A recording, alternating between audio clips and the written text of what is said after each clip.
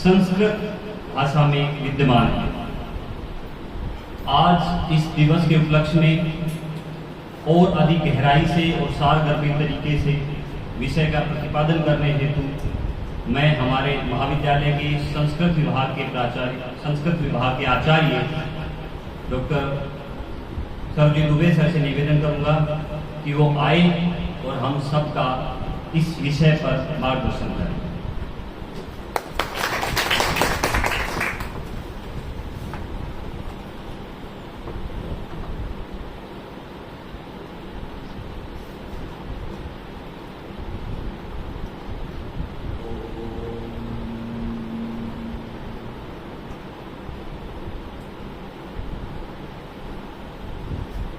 हरदेव जोशी राजकीय कन्या महाविद्यालय आयुक्तालय के आदेशानुसार संस्कृत सप्ताह के आयोजन के अंतर्गत आज संस्कृत दिवस का शुभारंभ कर रहा है। इस शुभ अवसर पर हमारे कॉलेज की प्राचार्य डॉक्टर सरला पंड्या ने हिंदी की आचार्य अध्यक्षता कर रही है और संचालन डॉक्टर बीए शिखर कर रहे हैं। सामने में समस्त शिक्षा भी उपस्थित है। प्रिय विद्यार्थियों और एक विद्यार्थी की मां भी सौभाग्य से यहां आ गई। आप सभी का हृदय से स्वागत एवं अभिनंदन। आप सबके मन में एक प्रश्न जरूर उठ रहा होगा, सबके मन में उठ रहा है।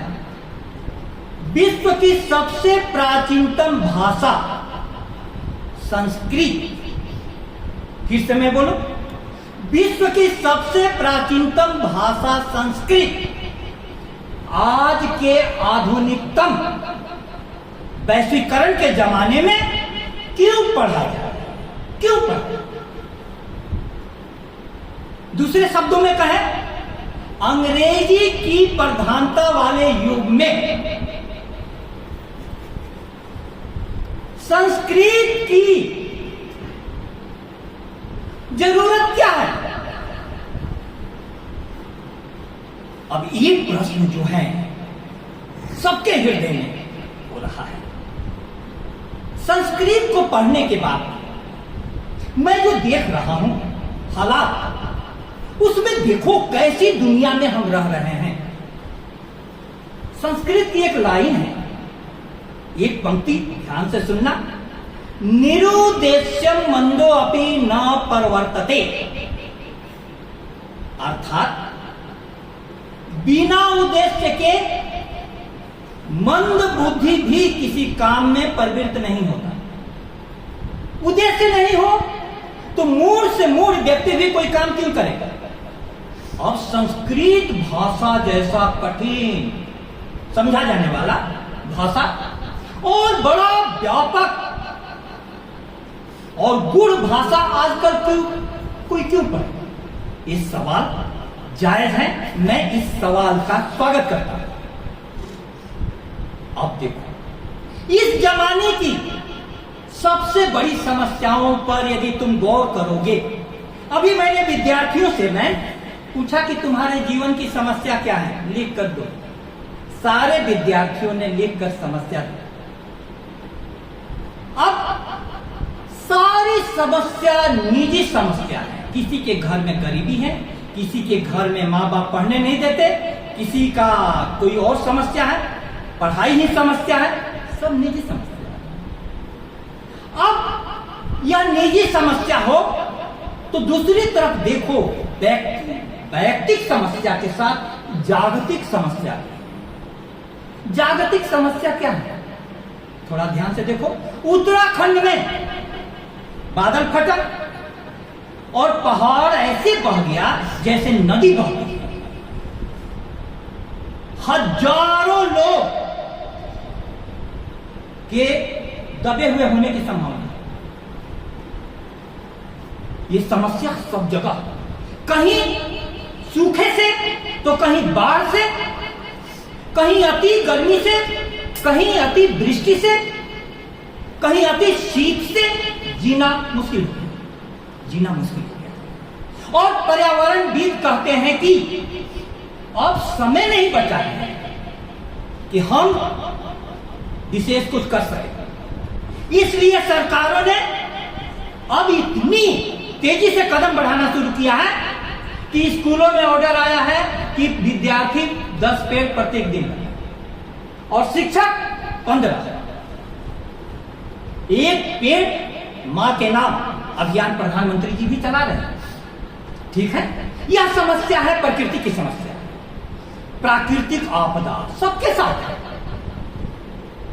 दूसरा समस्या क्या है, थोड़ा उतरो, नीचे उतरो तो तुम पेपर खोलो तो प्रत्येक दिन सब जगह पेपर।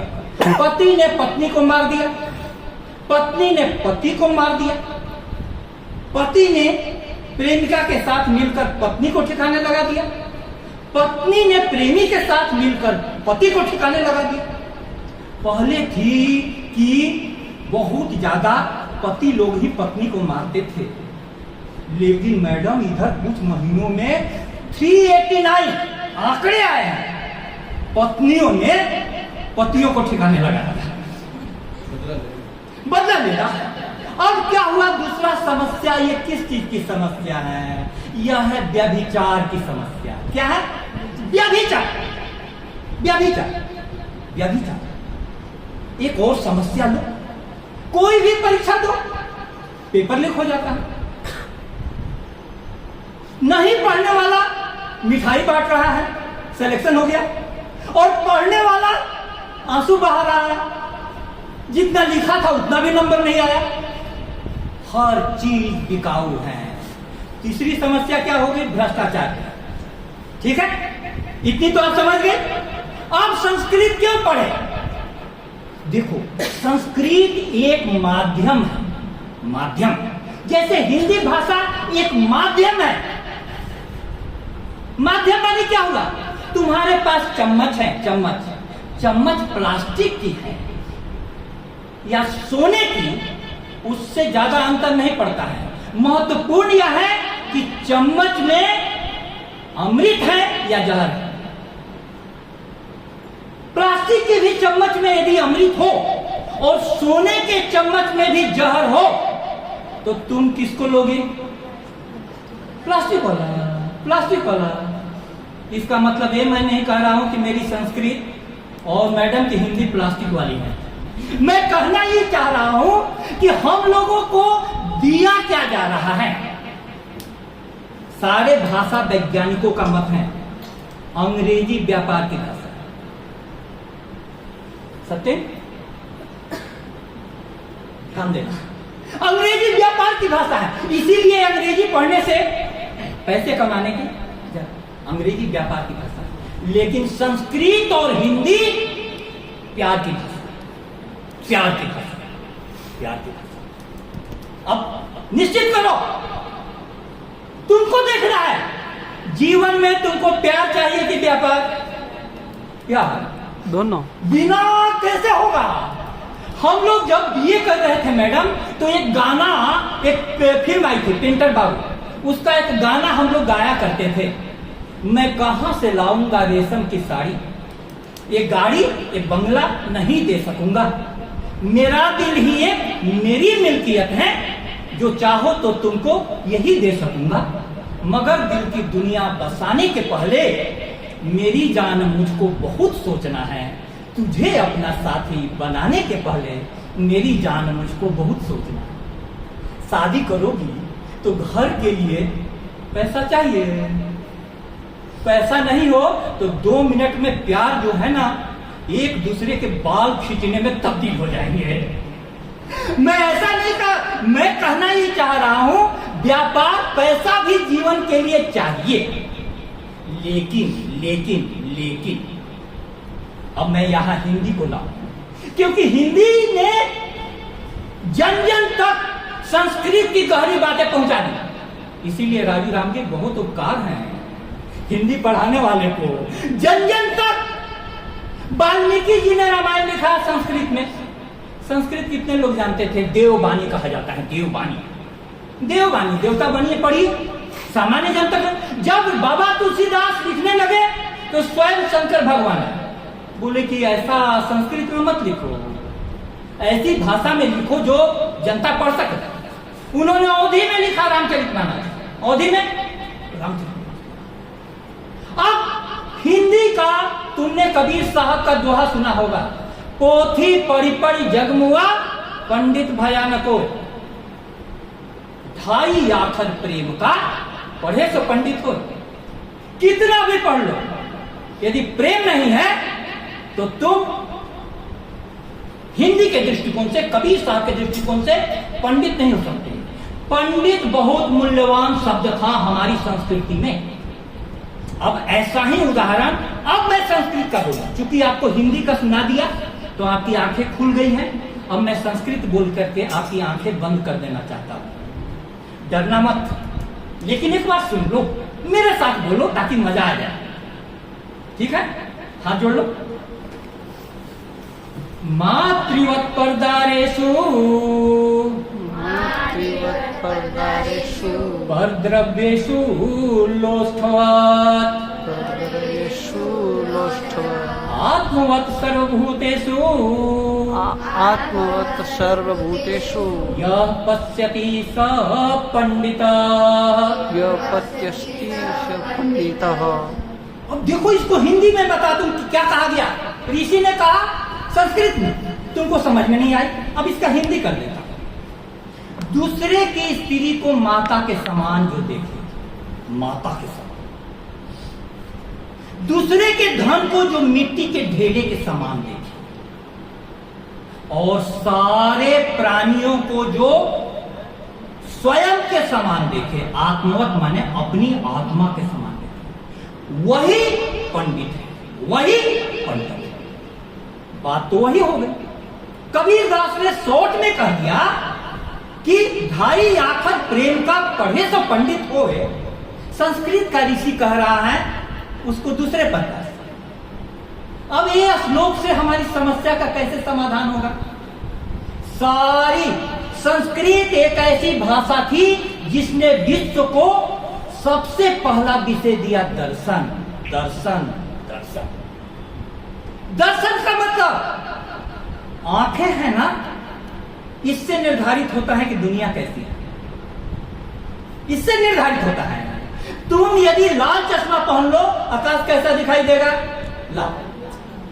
हरा चश्मा पहन लो, आकाश कैसा दिखाई देगा? आंखें, भारतीय संस्कृति ने माना कि दर्शन सबसे महत्वपूर्ण है। और आज भी किसी भी विषय में पीएचडी आप कीजिएगा, फुल फॉर्म क्या है पीएचडी का? Doctorate in philosophy. फिलॉसफी माने दर्शन। सबसे बड़ी डिग्री दर्शन की दी जाती है। अब दर्शन क्या है हमारे ऋषियों का, संस्कृत के ऋषियों का? कोई भी स्त्री है उसको माता के समान। यदि ये भाव रहेगा तो मैं कहता हूं कि भाव से ही जगत शुरू होता है। जाती रही भावना जैसी, प्रभु मूरत देखे तिन तैसी। कोई व्यभिचार हो सकता है? नहीं हो सकता है। महात्मा बुद्ध बैठे हुए हैं और पीछे से 4-5 लोग आए। उन्होंने कहा कि साधु बाबा, आपने इधर से किसी लड़की को जाते हुए देखा है? महात्मा बुद्ध ने कहा कि मेरी आंखें तो खुली हुई थी, लेकिन सामने से कौन गया, वह स्त्री थी या पुरुष, लड़की थी या लड़का, मेरे को नहीं पता चला। क्यों? जिसकी वासना मर जाती है उसको स्त्री और पुरुष में भेद करना मुश्किल हो जाता है। देखो कितनी गहरी बातें। कुछ बातें मैं टीचरों के लिए बोल रहा हूं, कुछ बातें विद्यार्थियों के लिए।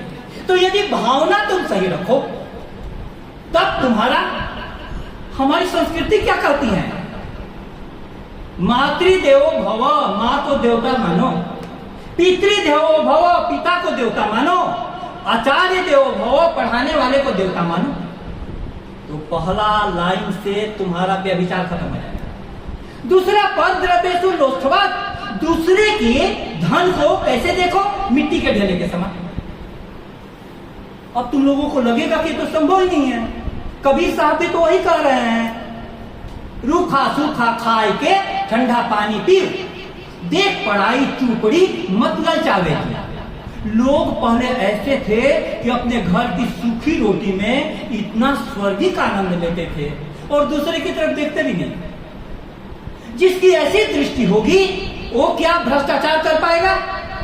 लाल बहादुर शास्त्री के बारे में कहा जाता है कि उनके बेटे ने कहा कि आप प्रधानमंत्री हैं, आपके सचिव का बेटा कार से जाता है और मुझको आप तांगे से भेजते हैं। उन्होंने कहा कि वो सचिव है, उसकी नौकरी 60 साल तक है, मैं प्रधानमंत्री हूं 5 साल ज्यादा से ज्यादा, इसकी सुविधा मैं नहीं दे सकता। भ्रष्टाचार, भ्रष्टाचार कैसे मिटेगा? धन के पीछे लोग भागते जा रहे हैं और जितने धनी लोग हैं उतना ही परेशान होते जा रहे हैं। कम में तो जीना हमें आया ही नहीं। एक समय था कि लोग झोपड़ियों में गीत गाते थे और आज का समय है कि लोग महलों में फांसी लगा लेते हैं। कहीं तो गलती हुई है। दूसरा, भ्रष्टाचार। यदि दूसरे के धन को मिट्टी के समान समझो तो। अब तीसरा बहुत महत्वपूर्ण है। हमारी संस्कृति में ऋषियों ने सर्वभूतेषु शब्द का इस्तेमाल किया। सर्वभूत माने प्राणी। जहां भी प्राण है उसमें कैसे देखो, स्वयं के समान। अब तुम ही लोग बताओ, तुम बर्तन धोने जा रही हो, वहां आम का छिलका पड़ा हुआ है, उस पर 10 चींटियां जुटी हुई हैं, तुम क्या करती हो? क्या करती हो बताओ? चींटी को हटाती हो, पानी फेंक देती हो कि नहीं? अब वो 10 चींटियां में 10 प्राण, तुम पर हत्या का जिम्मा नहीं लगेगा? लगेगा कि नहीं लगेगा? अब संवेदना इतनी जगाई जाती है संस्कृत पढ़ने के कारण, इतनी संवेदना तुमने ये कर दिया। अब पेड़ पौधे में प्राण नहीं है।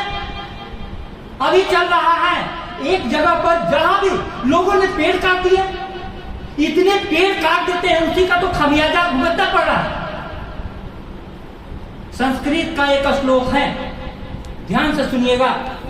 10 फुट समोवापी, 10 कुएं के समान एक बात, 10 वापी समो है गांव, 10 वापी के समान एक हृद बने तालाब, 10 हृद समो द्रुमा, 10 तालाब के समान एक पेड़, 10 हृद समो पुत्र, 10 पुत्र समो द्रुमो, 10 पुत्रों के समान एक पेड़। हमारे संस्कृत का ऋषि कहता है क्या? 10 पुत्र के समान एक। आप देखो, क्या हम सोचते हैं किसी पेड़ को काटते समय कि हम 10 पुत्रों की हत्या कर रहे हैं? नहीं, आज वही 10-10 पेड़ लगाने का सरकार कह रही है। अब हमारे ऋषियों ने क्या कहा था? धरती हमारी माता है, आकाश हमारा पिता है। हम लोगों ने कैलाश को, पर्वत को, हिमालय को पूजा है। हिमालय की पुत्री का नाम क्या है? पार्वती। पर्वत की पुत्री पार्वती। पार्वती का विवाह किसके साथ हुआ? शंकर के साथ। शंकर को देखो, सारे जीव जंतुओं के साथ रहते हैं और कैलाश पर्वत पर रहते हैं, शमशान की राख लपेटे रहते हैं, फिर भी दिन रात उनके यहां नाच गाना चलता है, आनंद चलता है। प्यारे विद्यार्थियों, मैं कहना ये चाह रहा हूं कि संस्कृत को चेतना के हिसाब से देखो। हमारे प्रधानमंत्री जी ने शुभांशु शुक्ला से बातचीत में कहा कि शिक्षा में आध्यात्मिकता और वैज्ञानिकता को बढ़ावा देना। आज यह विज्ञान का युग है। हमारी शिक्षा कहां तक पहुंच गई? एआई, कुछ भी पूछो एआई बता देगा। लेकिन आध्यात्मिकता कहां से आएगी? आध्यात्मिकता संस्कृत और हिंदी जैसी जड़ मूल से जुड़ी हुई भाषाओं से आएगी। मैं ये नहीं कह रहा हूं कि संस्कृत तुम बोलने में दक्ष हो जाओगे, संस्कृत को धारा प्रवाह संस्कृत के ग्रंथों को पढ़ो, लेकिन एक छोटे से उदाहरण देकर के मैं अपनी बात समाप्त करता हूं। पढ़ो तो बहुत अच्छा, संस्कृत भी मेरे को उतनी नहीं आती, लेकिन संस्कृत पढ़ने के बाद मेरे को लगा कि संस्कृत पढ़ने वाला दूसरे प्रकार का हो जाता, दूसरे प्रकार का व्यक्ति हो जाएगा, क्योंकि संस्कृत में चेतना पर काम किया गया है। चेतना, हमारे कॉलेज की पत्रिका का नाम क्या है? चेतना। अब चेतना लड़के में भी वही है, लड़की में भी वही है, जीव में भी वही है, जंतु में भी वही है, पेड़ में भी वही है, पौधे में भी वही है। अब उस चेतना की जो उपासना करेगा वही अंत में घोषणा करता है पूरे संसार को, सर्वे भवन्तु सुखिनः, सर्वे सन्तु निरामया, सर्वे भद्राणि पश्यन्तु, मां कश्चित् दुख भाग भवेत्। हे परमात्मा, किसी के हिस्से में दुख नहीं। ऐसी संस्कृत भाषा और उन भाषा के प्राण तत्वों को आगे ले जाने वाली हिंदी भाषा से यदि आप जुड़ेंगे तब आपका हृदय भरा रहेगा, और अंग्रेजी से जुड़े रहेंगे आपका मस्तिष्क बहुत स्ट्रांग हो जाएगा। अंग्रेजी व्यापार की भाषा है, काम की भाषा है, उससे भी जुड़े रहना है, हमको प्राचीनतम भाषाओं से भी जुड़े रहना है। इस अवसर पर आप सभी ने मेरी बातों को सुना। अब मैडम हिंदी की, इनके अंडर में कई लोग रिसर्च कर चुके हैं। अब इसके बाद जो बातें बोलेंगी आपको और भी गहरे से संस्कृत की महत्ता को बताएगी। बहुत बहुत